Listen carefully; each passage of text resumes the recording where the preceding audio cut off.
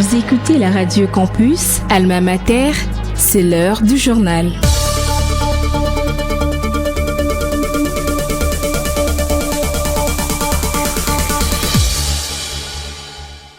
Bienvenue dans cette nouvelle édition du journal sur la radio Campus Alma Mater, les principaux titres à la une. Le gouvernement central a participé vendredi à la Cité de l'Union africaine à la 57e réunion ordinaire du Conseil de ministres. Parmi les sujets prioritaires à l'ordre du jour figuraient notamment l'évaluation de la situation sécuritaire, humanitaire et épidémiologique sur l'ensemble du territoire national. L'inspecteur général du ministère de l'Éducation nationale et Nouvelle Citoyenneté, Hubert Kimbonza, a réceptionné le premier lot des bulletins cartonnés et autres pièces scolaires pour l'année 2024-2025. Les détails dans ce journal. C'est ce samedi 6 septembre que l'université de Kinshasa a célébré à l'amphithéâtre Léon des Saint-Moulins la cérémonie des collations des grades académiques pour l'année 2024-2025. C'était tout pour les sommaires. À présent, les développements de tous ces titres. Vous êtes branchés sur la radio Campus Unikin, la radio du savoir, sur 107.6 MHz, votre radio. Ouvrons ce journal à la présidence de la République. Au 57e Conseil de ministres, le président de la République Félix Tshisekedi a réaffirmé son engagement pour l'égalité des chances dans l'accès à l'emploi et au stage.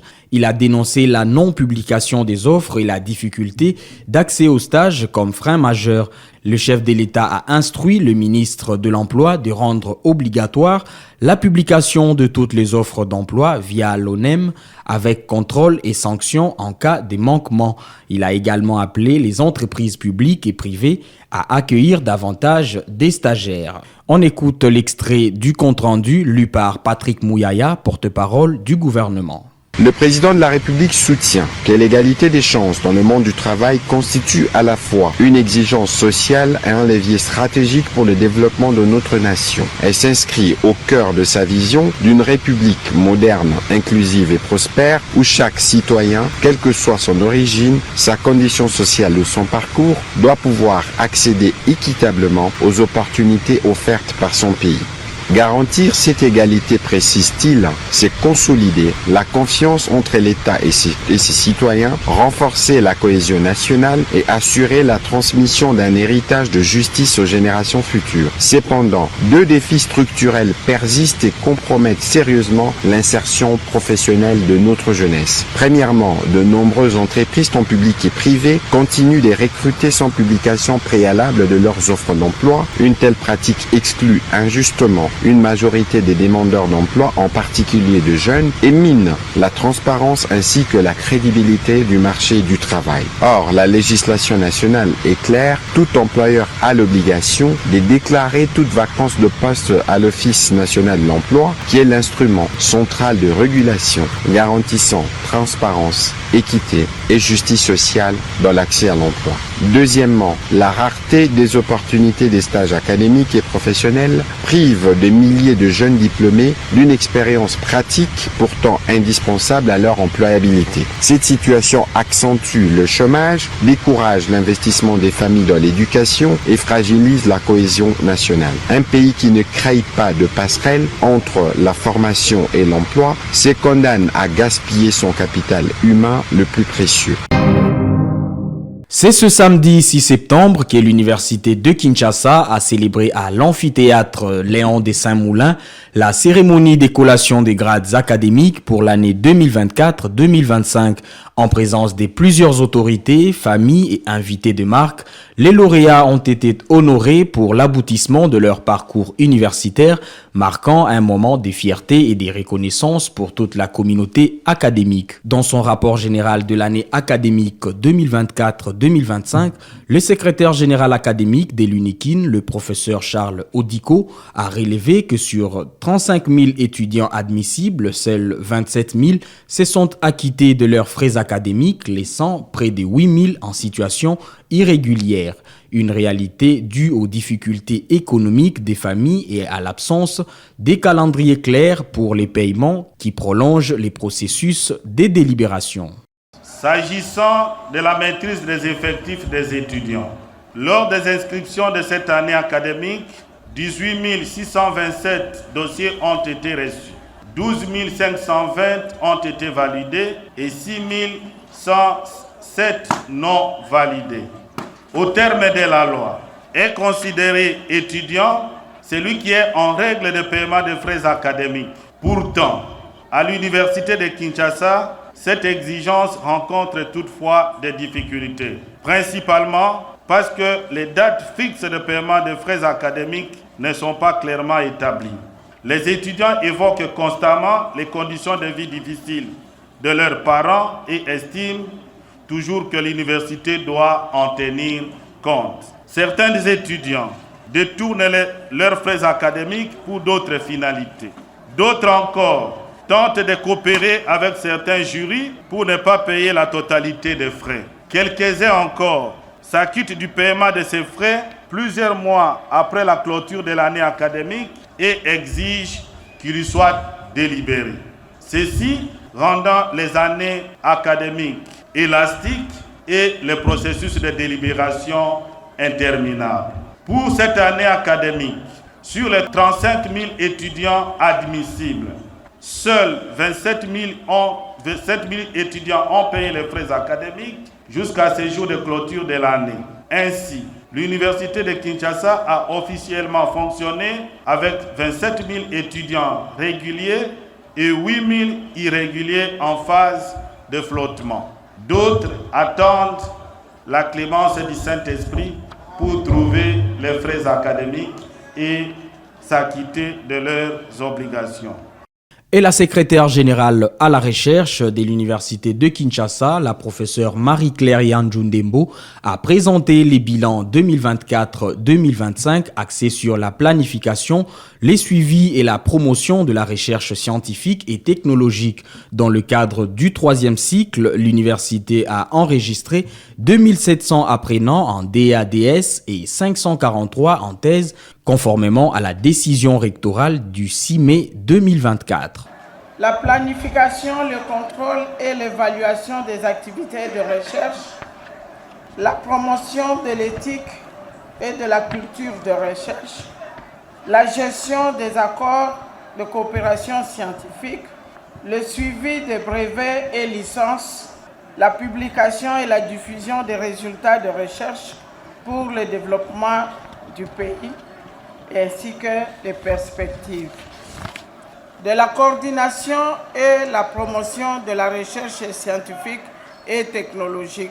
La recherche scientifique menée dans le cadre du 3e cycle a été circonscrite par la décision rectorale numéro 0180/UNIKIN/2024 du 6 mai portant admission, inscription et déroulement de ce cycle à l'université de Kinshasa. Des inscriptions au 3e cycle. Pour la première cohorte de 2024 à 2025, l'université a inscrit 414 apprenants au DA et 147 à la thèse. Et pour la deuxième cohorte, 2384 au DA-DS et 396 à la thèse. Au total, il y a 2798 apprenants au DADS et 543 à la thèse. Dans son allocution, le recteur de l'université de Kinshasa, le professeur Jean-Marie Kaembe, a comparé l'université de Kinshasa à un grand rêveur qui aspire à moderniser l'enseignement. Il a exprimé le vœu d'une numérisation complète avec la promotion de l'enseignement à distance, l'accès généralisé aux bibliothèques virtuelles et à un Internet haut débit permettant aux chercheurs congolais de se mesurer au niveau international. Tout commence absolument par un rêve. Mais le gagnant, ça c'est Nelson Mandela qui le dit, est le rêveur qui n'abandonne jamais. Permettez que je compare ici l'université de Kinshasa à ce grand rêveur qui a partagé quelques besoins, quelques désirs dans le secteur de l'enseignement, dans celui de la recherche, mais également dans le service à la communauté. Quel est notre rêve?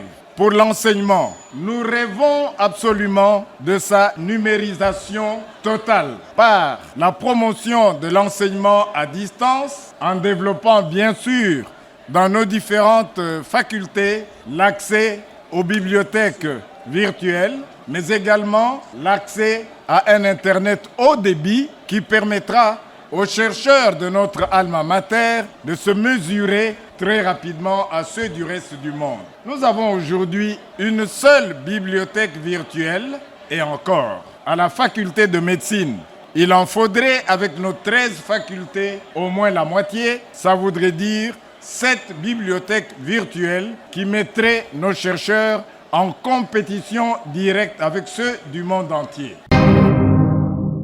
L'inspecteur général du ministère de l'Éducation nationale et Nouvelle Citoyenneté, Hubert Kimbonza, a réceptionné le premier lot des bulletins cartonnés et autres pièces scolaires pour l'année 2024-2025. Ces imprimés destinés au niveau maternel, élémentaire et secondaire seront d'abord acheminés vers le province éducationnelle du Congo central 1, 2 et 3, ainsi que celles de Kinshasa, Moamba, Tchangou, Lukunga, Funa ainsi que Plateau.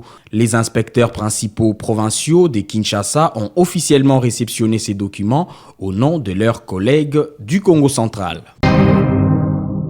À Kinshasa, la campagne Pas d'école sans banc du service national se poursuit. 2 établissements de la capitale ont bénéficié des plus de 1300 bancs remis par le lieutenant général Jean-Pierre Kassongo-Kabouik. Le préfet du lycée Monseigneur Chaoumba a salué la vision du chef de l'État et félicité le service national pour cette action, tout en appelant à un appui supplémentaire en tables et chaises pour les encadreurs. Malgré toutes les forêts que regorge la République démocratique du Congo, nous n'avons jamais vu l'État congolais, à travers un programme bien défini, offrir des bancs pupitres aux écoles. C'est aussi l'occasion pour nous de féliciter le service national pour la matérialisation de la vision du chef de l'État. Après 2 ans seulement, plus d'une vingtaine d'établissements scolaires ont bénéficié des bancs offerts par le service national. Que dire de l'insertion de nombreux enfants jadis Kuluna, qui aujourd'hui sont devenus des bâtisseurs de la nation après la formation suivie au centre pilote Laurent Désiré Kabila à Kanyama, Kassese. Nous avons cependant un souci pour les encadreurs qui sont appelés à rester debout pendant plusieurs heures dans les salles de classe. S'il est possible de penser à cette catégorie en nous faisant un don de 50 tables et 50 chaises. De son côté, le préfet de l'Institut Bobokoli a rappelé que malgré les crises à l'est du pays, le président reste attaché à l'essentiel, l'éducation qu'il a considérée comme la meilleure riposte face aux menaces contre la souveraineté et la dignité nationale. On l'écoute. Nous célébrons avec votre présence un symbole d'espoir au cœur des tourments. Alors que l'Est de la République démocratique du Congo vit des crises, le président de la République ne cède pas sur l'essentiel, l'éducation. Ce geste collectif est un signe fort d'espérance. Il nous rappelle que la jeunesse formée et dignifiée est notre riposte la plus noble face aux ennemis de la souveraineté et de la dignité nationale. C'est la fin de cette édition du journal, mais avant de nous séparer, je vous rappelle l'essentiel de l'actualité. Le gouvernement central a participé vendredi à la Cité de l'Union africaine à la 57e réunion ordinaire du Conseil des ministres. Parmi les sujets prioritaires à l'ordre du jour figuraient notamment l'évaluation de la situation sécuritaire, humanitaire et épidémiologique sur l'ensemble du territoire national. L'inspecteur général du ministère de l'Éducation nationale et Nouvelle Citoyenneté, Hubert Kimbonza, a réceptionné le premier lot de bulletins cartonnés et autres pièces scolaires pour l'année 2024-2025. C'est ce samedi 6 septembre que l'université de Kinshasa a célébré à l'amphithéâtre Léon de Saint-Moulin la cérémonie des collations des grades académiques pour l'année 2024-2025. Vous avez suivi les détails dans ce journal. Mise en onde par Emmanuel Boutella, concours rédactionnel Jean-Paul Koutoumissa, Merveille Ngaloula, à la technique Sylvain Chizungu, Jason Loudem, sous la supervision de Luxen Kinounou. Restez branchés sur la 107.6 MHz, la radio campus Alma Mater, la radio du savoir.